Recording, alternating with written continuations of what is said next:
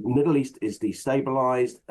Israel has obviously been pushing into Iran. Saudi have had concerns about Iran for many, many years, the Sunni versus Shia debate. But of course, what now happens in their response to the West as well is it's not just about sending ballistic missiles. It's about are there sleeper cells? Are there terrorists already here? Are we radicalising people here and in America? Paul, Donald Trump has called this a spectacular military success. If that is the case, and there's no particular reason to doubt that, he says the nuclear sites have been completely obliterated, hasn't he done the world a favour? Yes, he has. I think, as we've heard from previous commentary, that the fact that Iran appeared to be racing towards the building of a nuclear bomb does embolden them. However, there are obvious implications that we've got to worry about. That's the long-term plan that hopefully is more safe. But what is going to happen next? Because the Middle East is destabilized. Israel has obviously been pushing into Iran. Saudi have had concerns about Iran for many, many years, the Sunni versus Shia debate. But of course, what now happens in their response to the West as well is it's not just about sending ballistic missiles. It's about are there sleeper cells? Are there terrorists already here? Are we radicalising people here and in America? There's a lot to consider here. There is a lot to consider. And Sam, I suppose it's not always possible to make a decision like this and factor in even the things that Paul has mentioned and more. We can't always anticipate every potential consequence. Is this just a decision that by its very nature has to be short-term, in the moment? Clearly Israel and Netanyahu have nudged Trump in this direction, saying, look, now is the time to go for this. And he just had to do it. I think you're entirely correct, Callum. I mean, it's lovely to talk about the wider issues, and we have the privilege as not being the decision makers about these huge, impactful things to think about those. But minute one, second one, Iranian nuclear capability, a truly terrifying proposition. And on minute one, second one, it looks like President Trump has made a very wise decision. Every other minute, of course, is what we're going to be chewing over and worrying about. But it seems it was bold, it was probably necessary, and it was completely inevitable. So I think we should come then to the political reaction to all of this, particularly in the UK, of course, and try to work out where the UK stands. So let's just piece together some of this for you. Sir Keir Starmer, the Prime Minister, has said Iran can never be allowed to develop a nuclear weapon, and the US has taken action to alleviate that threat. Literally in the last 2 minutes, the leader of the opposition, the Conservative Party leader, Kemi Badenoch, has posted, by targeting Iran's nuclear sites, the US has taken decisive action against a regime that fuels global terror and directly threatens the UK.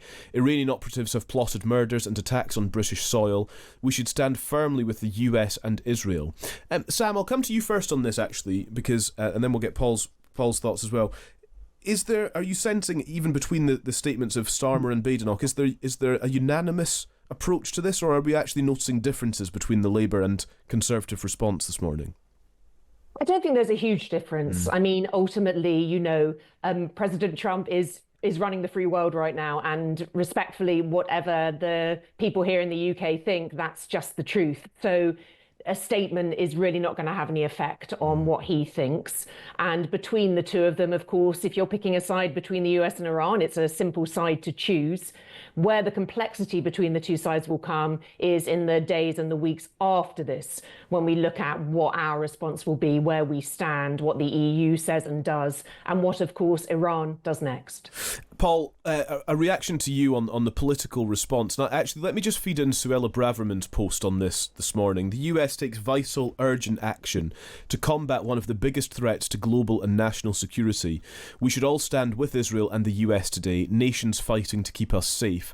The UK spent weeks criticising Israel, urging de-escalation and calm, equivocating and saying that Trump won't attack Iran. The truth is that the UK should have been standing shoulder to shoulder with Israel and assisting the US, but instead has been reduced to an irrelevant bystander as strong nations take historic action to keep us all safer. Is that fair from Suella Braverman? Well, I think what you see is between Kemi and Keir Starmer is nuance difference. They're both supportive of Trump, but obviously Kemi is far more supportive of Israel directly, whereas Keir Starmer is looking at it in a wider position. Because he's the one thing that I think Keir Starmer tends to be, which I think Suella Braverman was trying to pick up on, is that he tends to be all things to all men. He's obviously got a big Muslim vote here in the UK. He's trying to modify two separate sides of this, and sometimes you can just fall between the cracks. And that's why I think one of the concerns in the reporting was that America wasn't really consulting Britain, although it warned them what it was doing, in the same way that it would have done in years gone by.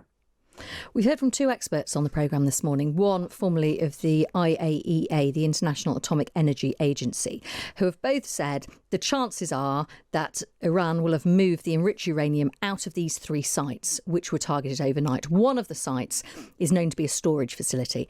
And we were told by this former IAEA employee that basically this would be moved. You can easily store enriched uranium just in a warehouse. It doesn't need special conditions. Is there a danger, Sam, that through all of this, Iran actually becomes more dangerous? Trump isn't talking about regime change. He's been quite clear on that. Is there a danger now, if there is still that enriched uranium, Iran go, oh my word, we absolutely need this now to protect ourselves, and actually just make a crude nuclear weapon that makes them more dangerous? Well, I mean, there's always going to be that danger. Iran are just factually dangerous, and the more dangerous they get, the more harm there is to the rest of us. I think ultimately what we're talking about here is the difference between political action and political symbolism. Now, the political action itself may or may not have had the desired effect, but the political symbolism, the message that President Trump is sending, is also the residual impact of that, which doesn't really take into consideration those practical considerations. So on both those fronts, he's really doing what he needs to do, he feels, to protect the interests of the US people and of the area and, of course, of Israel. But in the long term, perhaps they will bite back and bite back as hard as they can, but not as hard as they could have this time yesterday. I just wonder, from a political standpoint, Paul, was it sensible for the US to say so publicly in advance, we might come and bomb you, Iran? Because that gave them the opportunity to move things. If things had just been happening behind the scenes, they might have, and clearly we don't know where their enriched uranium is, but the experts are telling us there's a good chance they will have moved it. And if you were the Iranian president, you probably would, if you knew there was a warning from the Americans. So would it have been more sensible from a political standpoint, Paul, for the Americans just to do it and then potentially take it all out? Well, I think you're then into, because he's already in a situation where people are questioning the legal validity of what he's done in America. And so if you just do that unprompted, I think that would have been accentuated. So it's very difficult. I think you've already made, Iran is already the beast that's been poked. And I think what their response will be now is almost dependent on what the regime feels that they have, what their strength is domestically as well. What they think they can. Are they trying to build up their support domestically, or are they trying to do their traditional let's bite back and bomb the West? Yeah, we heard from somebody who works for Amnesty International but has Iranian family and friends still in Iran on the programme at 6:30 this morning. And she said this is clearly a brutal and authoritarian state, but war compounds those problems for people who live there. And she said she was picking up no sense of opportunity for rising up at this moment in time, given the kind of instability. And actually, I just want to broaden this into a bigger thought on nuclear weapons, Sam, and a consideration on what the impact on global non-proliferation could be here. If we think about this in recent history, countries without nuclear weapons, Ukraine, Iraq, Iran, they have proved vulnerable to external intervention. Those with nuclear weapons, North Korea, carries on without really much by the way of punishment or restriction in many ways. I do wonder if there's something we need to consider here about our global approach.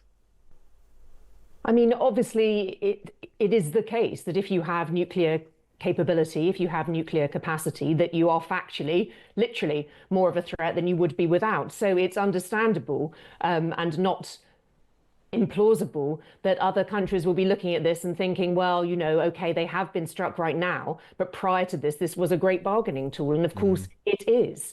And it's understandable that different regimes who have different views for our own, who are looking for different ends, are looking to increase their might, their power, and their geopolitical impact. And nuclear, unfortunately, goes hand in hand with that. So it is unrealistic to think that any rogue nation is not going to be looking to increase their military power. And nuclear is inevitably a huge part of that. Yeah. Paul, is the UK safer this morning, do you think? Is there a risk to the UK, to Western allies? Excuse me, we know that US military bases in the Middle East are on high alert. There's been some reporting from New York and places like that as well, where police are said to be monitoring the situation carefully. It does feel like a tense morning this morning. It feels unresolved. So even if it proves to be resolved in the days to come, this morning feels a little bit shaky. Absolutely. I'm torn. I totally agree with what Sam's saying about the need to get rid of nuclear missiles or the potential for nuclear missiles from Iran. But it just does feel that we're in a more dangerous world at the moment because of the way things are ramped up. Because, as I say, it's not all about nuclear. Yeah. Iran has a big stockpile of ballistic missiles, and it has a big stockpile of people who are radicalized, who are prepared to martyr themselves. Not necessarily the people on the streets that you were talking about, but Ayatollah Khamenei and others dotted around the world are prepared to be radicalized and martyred. Paul, I wonder if you can give us a bit of an insight into what it's like in Downing Street at times like this. I mean, clearly you were, in government. I know you weren't in cabinet, but is it just a few people where there's high-level discussions? How much do discussions about responses to very serious incidents like this are wider ministers, for example, a business secretary or a business minister actually consulted on these kind of things? I'm not sure they'll be consulted, but they will be briefed. So you have all the members of the Privy Council, the ones that have got the title Right Honourable. So that will be the cabinet, all of the cabinet, a lot of the senior politicians, most of the shadow bench will be briefed on what they call Privy Council terms. So they get a deeper security cleared briefing than other members will. You will then get probably tomorrow briefings from Ministry of Defence to wider MPs about what's happened. But in terms of the consultation, yes, they would speak to those senior people. I was actually in the Cobra room the morning after the Ukraine was invaded, because I was doing the sanctions. So I was the business minister. I'm doing the sanctions. So it's not directly related to the conflict, but it was a consequence.